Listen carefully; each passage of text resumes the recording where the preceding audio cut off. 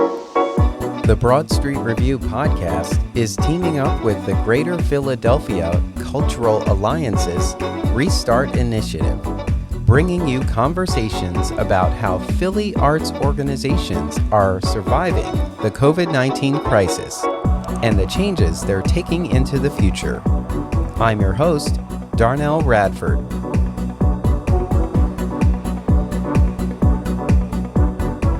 Broad Street Review is Philly's home for arts, culture, and conversation.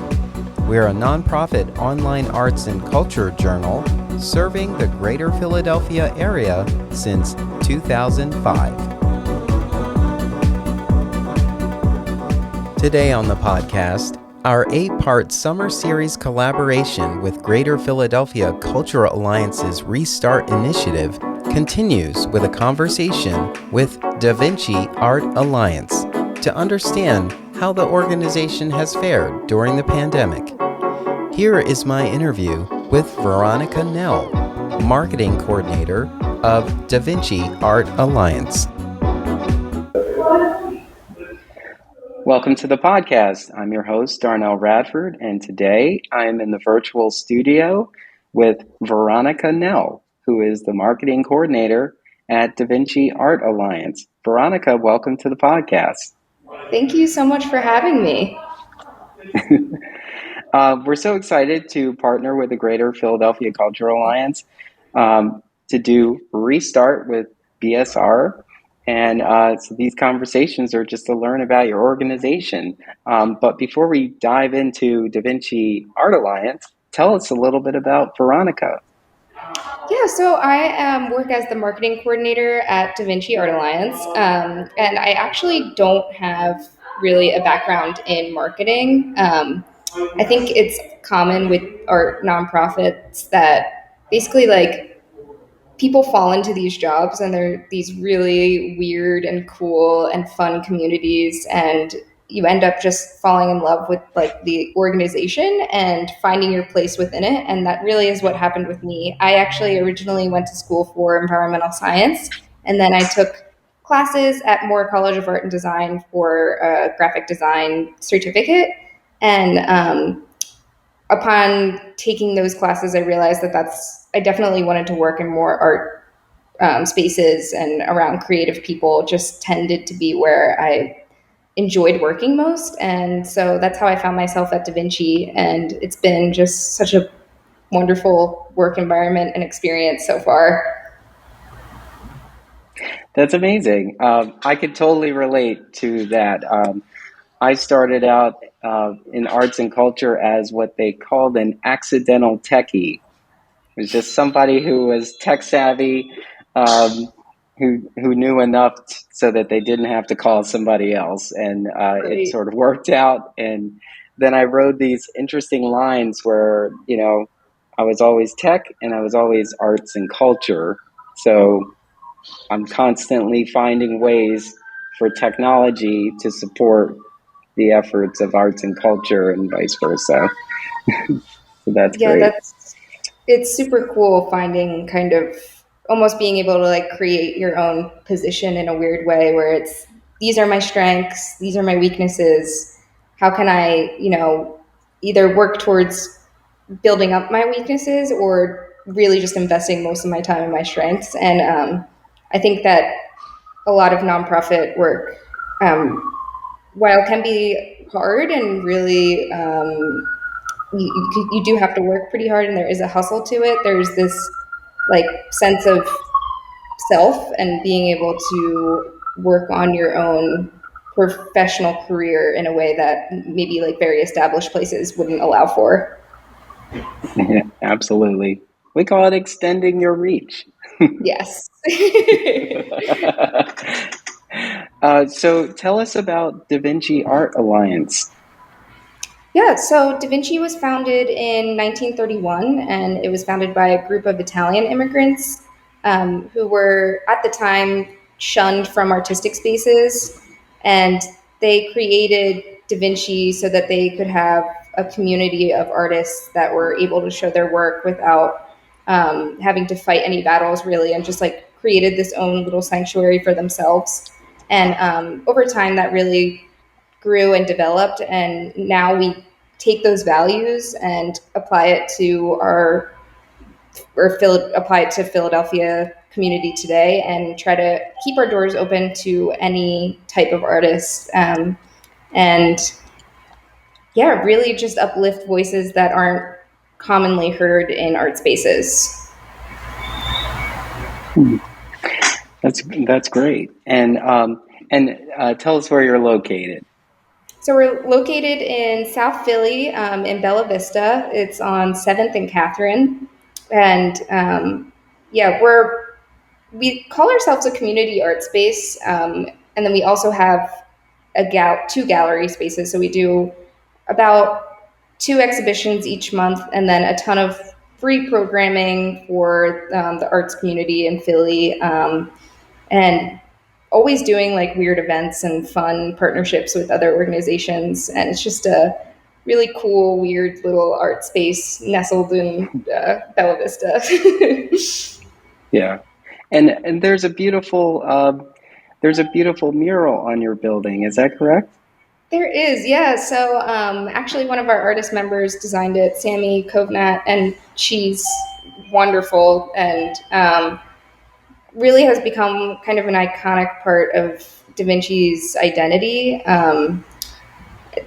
Definitely, if anyone listening is in the neighborhood, or if you're in the neighborhood, stop by and take a look at the mural because it's super impressive in person. Great. I do pass your building all the time, and Oh, that mural is good. beautiful. Oh, that's good um, to hear. so yeah, yeah. So we're talking about what we've called in the theater world this long intermission, Hmm. this pandemic moment that we're in and slowly crawling out of. Um, Hmm. Talk about how Da Vinci Art Alliance, entered into the pandemic, and how uh, the organization has changed over this time. Yeah, I think that there was definitely a huge evolution within the last 2 years for Da Vinci. Going into the pandemic, first of all, we had pretty much a whole different staff, with the exception of one person, and a different director. And it was really more of a member based gallery where it definitely was a bit more insular. In the last 2 years, we've really tried to open our doors more so that it's not just for members, it's for the entire community to gather and make art, talk about art, like minded people to just connect, really. And that was probably the biggest change that I've seen over the last 2 years, and really, like, or I shouldn't say like just the last 2 years. It's kind of been like a 5 year evolution, but I would say over the pandemic that has been a huge shift for Da Vinci. And also, I mean, the pandemic definitely affected our organization in ways that like more unexpected. So in person programming definitely was like kind of a battle to get back to where it once was, and it's still not where it used to be.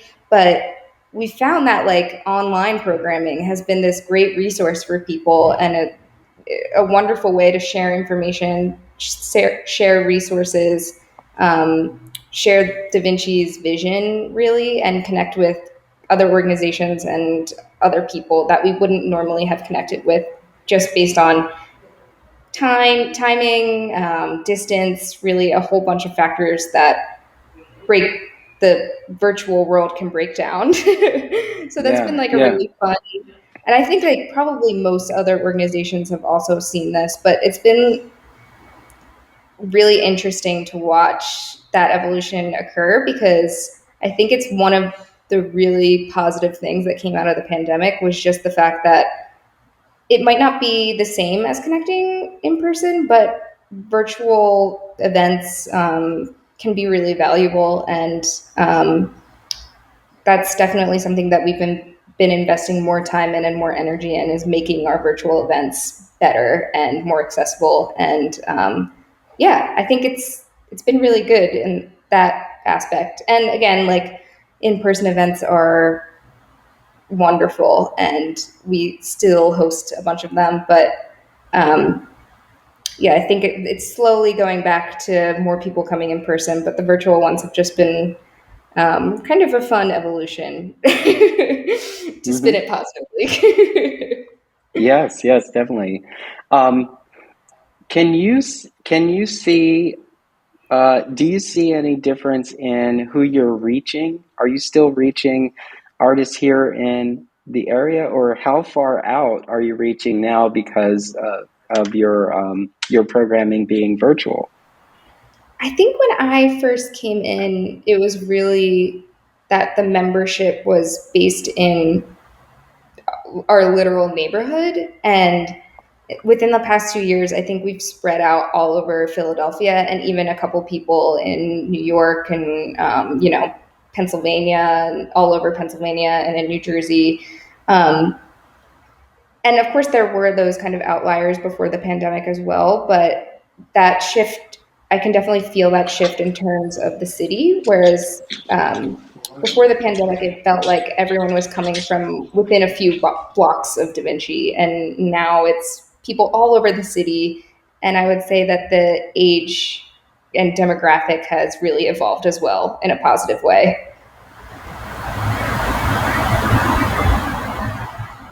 So, can you talk about how the support your organization received before the pandemic and during the pandemic had changed? Yeah, I think it's interesting. That's an interesting question.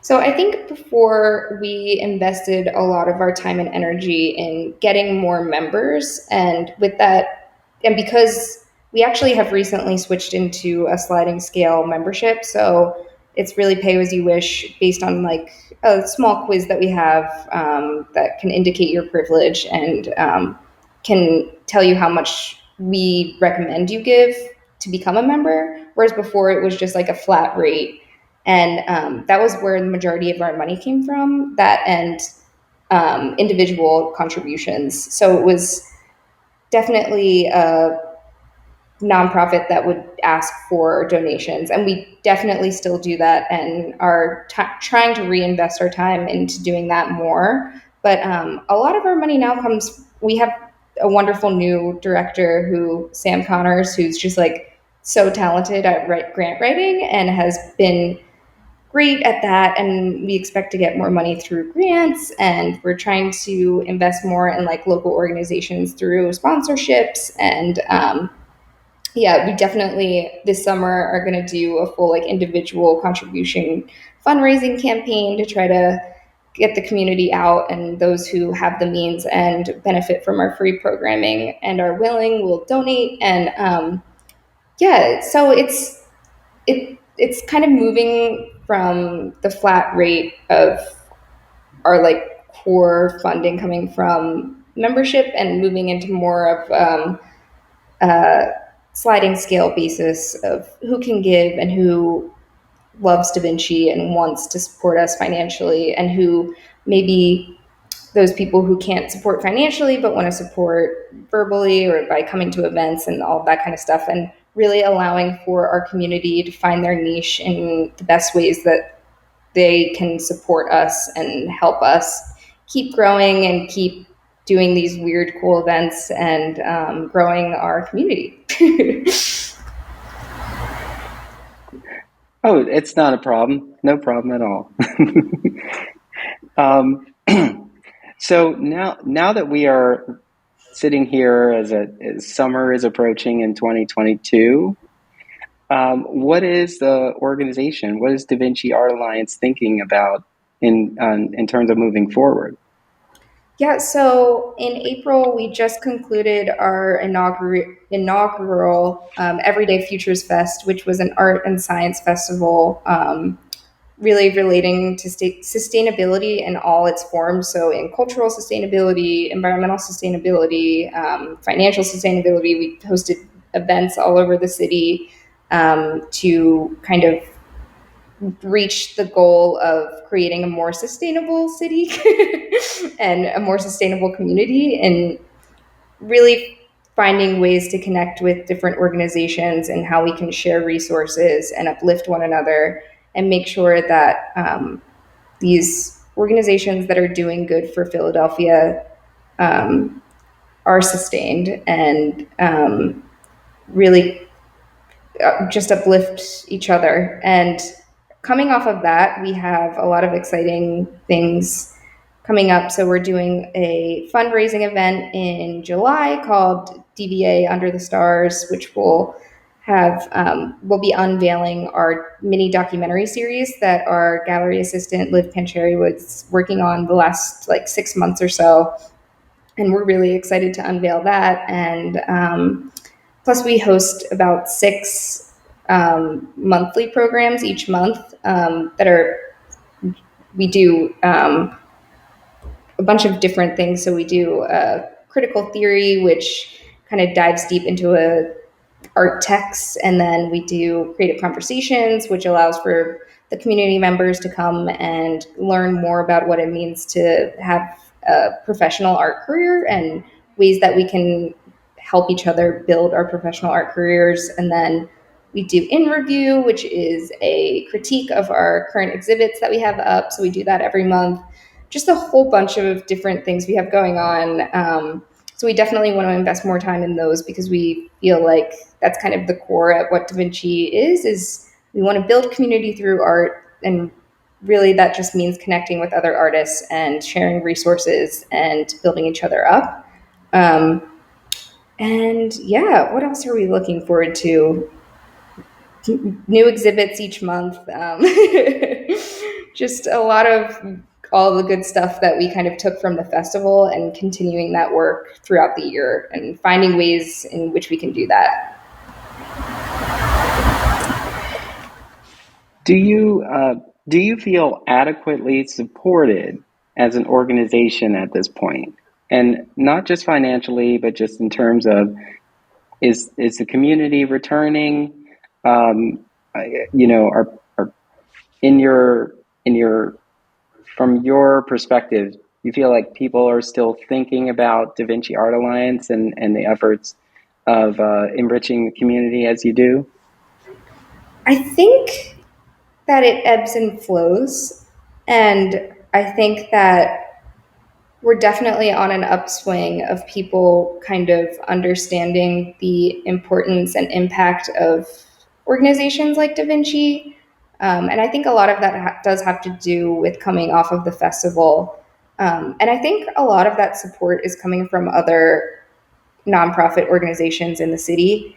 And I think post pandemic, because these types of organizations were some of the ones that struggled the most, creating these ties to build each other up during the pandemic have really held. And I think that those bonds are stronger than ever now. In terms of the community, I think it has been hard to kind of get back to the way things were before the pandemic in terms of having the community come out. Um, but I think also that's shifting as well. I think after the festival, a lot of people really did see Da Vinci in a new light and saw the how important the work we are doing is and how great art programming it can be and how important it is to uplift voices that aren't heard in this space as often as they should be. So yeah, I think I don't think it necessarily went down because of the pandemic, but I do think it does ebb and flow, and I feel it in the air that people are kind of have Da Vinci's back in a way that I haven't felt as much in the last 2 years. So I'm really excited for this summer, and I'm really excited to see the community come together. And yeah, I'm very thankful for the other art organizations in Philadelphia who have just been so supportive and have really given Da Vinci a voice. And yeah, the connections that we've made, I think it's all been very positive the last few months. So I have a good feeling for the future.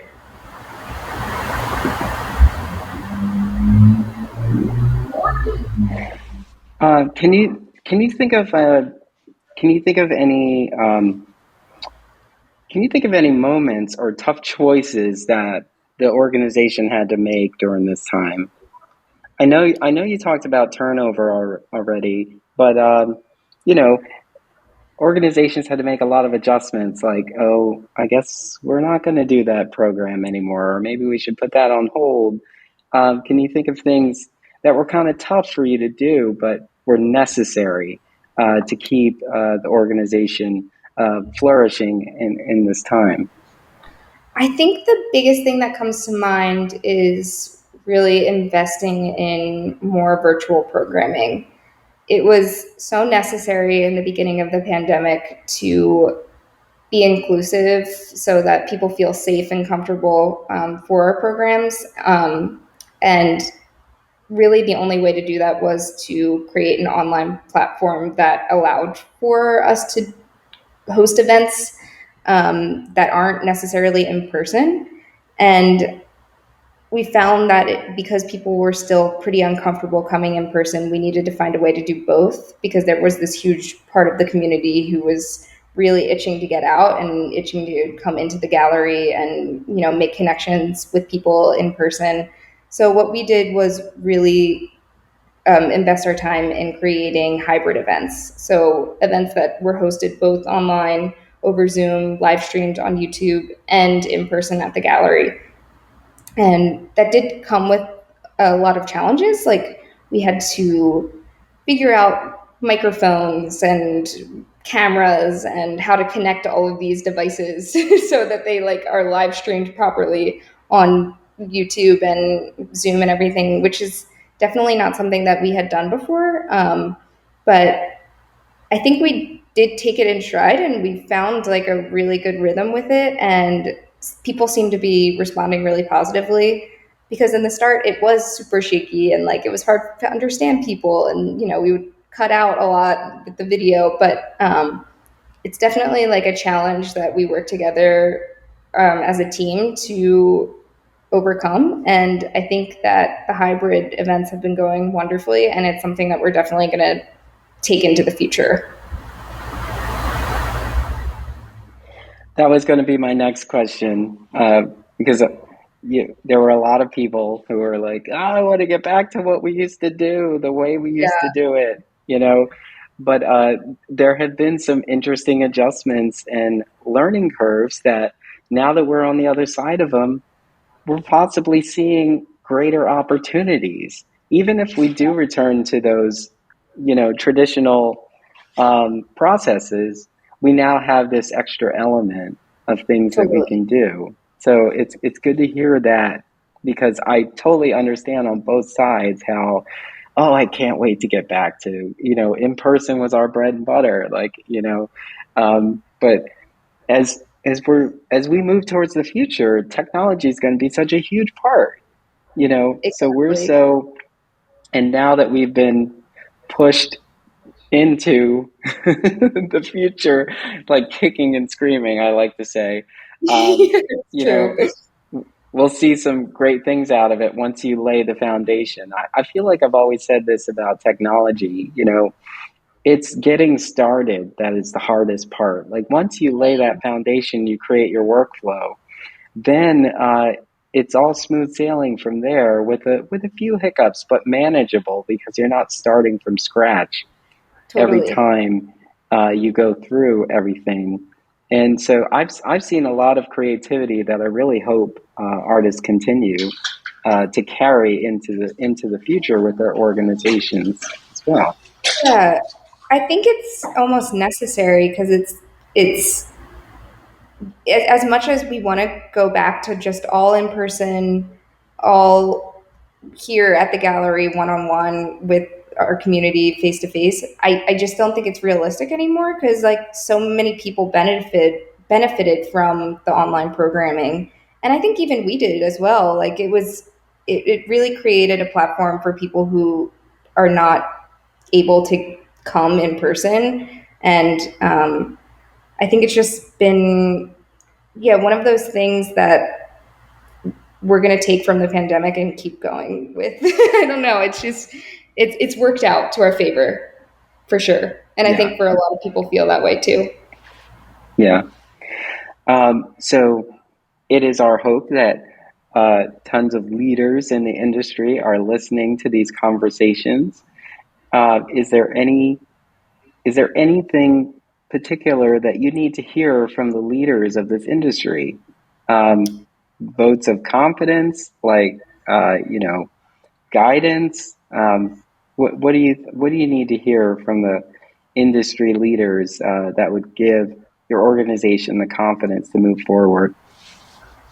Yeah, I think really for leaders of this community to really invest in the organizations that are kind of on the ground floor, building bridges with people to uplift voices and create platforms that allow for artists to thrive, and just keep investing both financially and like just supporting in any way that is feasible for these industry leaders, because I think it is really important, and these communities are kind of at the heart of who Philadelphia or who Philadelphia is as a city, and by uplifting those small guys and saying like we support you, I think it really just benefits the city as a whole, and especially with arts programming, I think it's usually the first thing that kind of people brush off as not important. But I think like culturally, the arts are just so important, and it's such an outlet for so many people. And I hope that, everyone can see that and take part really and find your niche within the arts community of Philadelphia, because it's definitely there for you. Yes, definitely. Um, Thinking about how beautiful your neighborhood is and where you're located in your neighborhood, um, talk about what makes your organization relevant today Mm. and as we look towards the future. Yeah, I think having been established in such a beautiful area, we definitely recognized that when we came into our roles. And that's why with the festival, we really wanted to broaden our reach to not just Bella Vista, and really bring in every neighborhood of Philadelphia, so that they feel seen and heard. And I think we were successful in doing that. We hosted events in pretty much every neighborhood of Philly, and it was really great to be able to connect with a different neighborhood, a different group of people. And yeah, I think moving forward, that's definitely something that we want to keep doing, because we know that, bringing people into Bella Vista is awesome, because like it is such a wonderful area. But going out into these other communities too is really important. Like I said, just in terms of building ties and connections with the city as a whole, rather than just kind of staying insular, broadening our reach. And with that comes, just the opportunities are endless with how many artists we can reach and how many people. So definitely looking forward to meeting new people in new neighborhoods, and just opening our doors as much as we possibly can.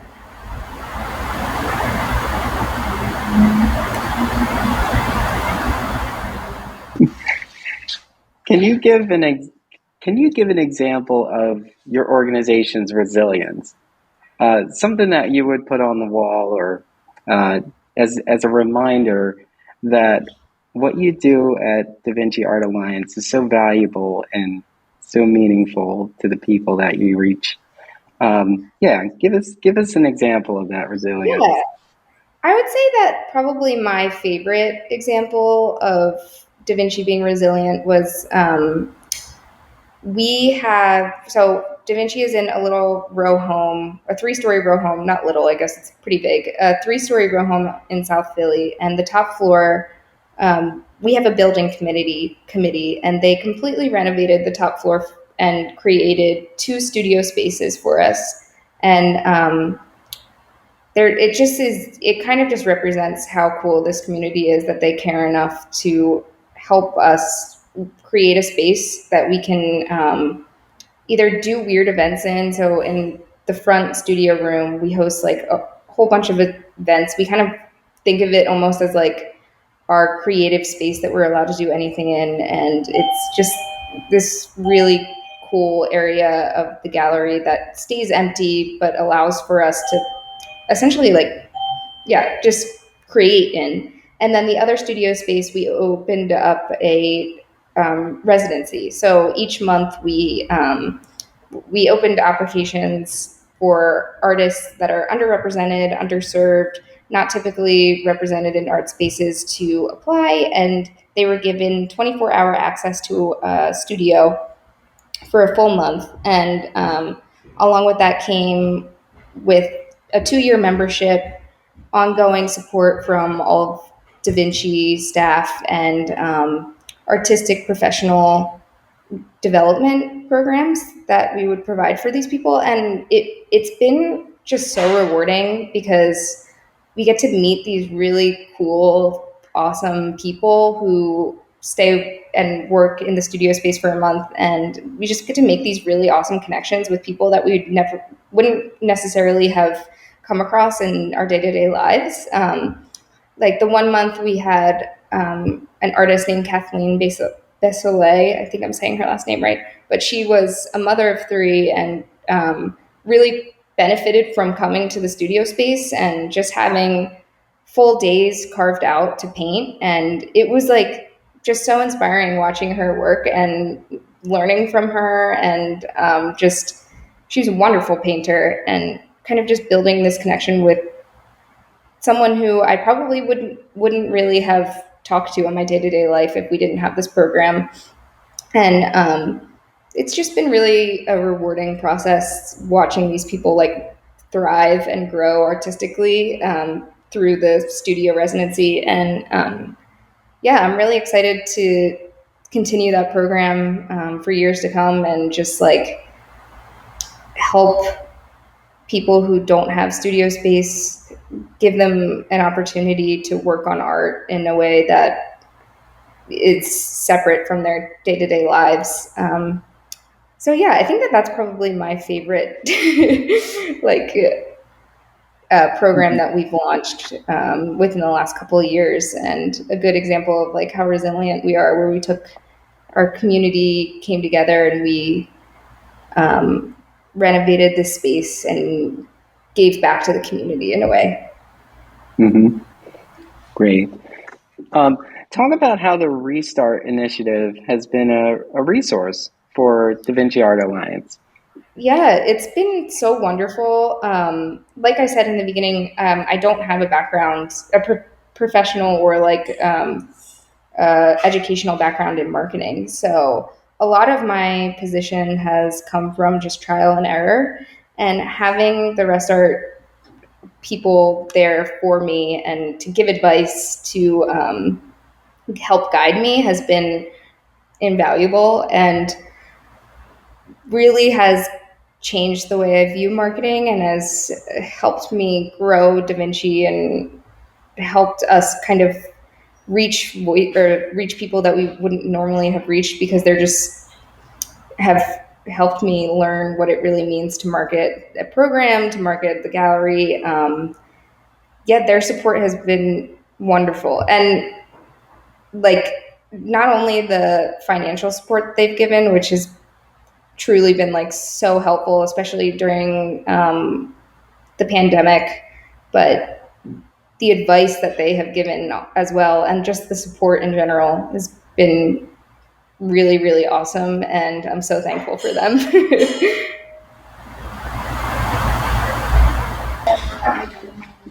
That's great. Um, can you talk? Tell our listeners how they can. Uh, I'm going to assume that there are many of our listeners who already support the Da Vinci Art Alliance, but tell our listeners how they can, the many ways that they can support the Da Vinci Art Alliance. Definitely. We so first of all, we are an all-inclusive gallery. So if you want to become a member, I definitely encourage everyone to become a member. It's just a great space to connect with like-minded people who are interested in art, and we have all types of different artists here, people who are self-taught, people who are just starting, really established artists. So it's a really fun community in that way. So definitely visit our website and learn more about that. And I encourage everyone to become an artist member. We just opened up, I think it's going to be launched hopefully soon. Yeah, so hopefully by late June, we're going to have our like a full page open so that an artist membership will be based on sliding scale. And then other than that, coming out to all of our events, donating obviously would be extremely helpful. We have a really fun fundraiser coming up in July called DVAA Under the Stars. And then, yeah, just really coming to see all of our exhibitions and supporting our artists is always a wonderful way. Everything we host is free and open to the public. And yeah, we just hopefully just come on in. We're all very friendly. If you want to ask any questions, we would love to meet. We always love meeting new people, meeting new artists. And yeah, I hope that answered your questions. Yes, it did. Veronica Nell, marketing coordinator for Da Vinci Art Alliance. I want to thank you so much for taking the time to tell us a little bit about Da Vinci Art Alliance and how the past couple of years have either been trying or growth opportunities for you, and also telling our listeners how to support you. The organization is located at 704 Catharine Street in South Philly, and you'll know you're there because there's a beautiful mural on the building, and you can step inside and find out what Da Vinci Art Alliance has to offer. So, Veronica, I want to thank you so much for taking the time. It's truly a pleasure to meet you and learn about you and your journey, and also to learn about all the great things at Da Vinci Art Alliance. For our listeners, the arts are the greatest thing that Philadelphia has to offer. And if they're right there in your neighborhood, you should feel so grateful. So thank you so much for taking the time to chat with me. It was truly a pleasure. Thank you. It was really nice talking with you and getting to know more about you as well. And thank you for taking the time. We really appreciate it.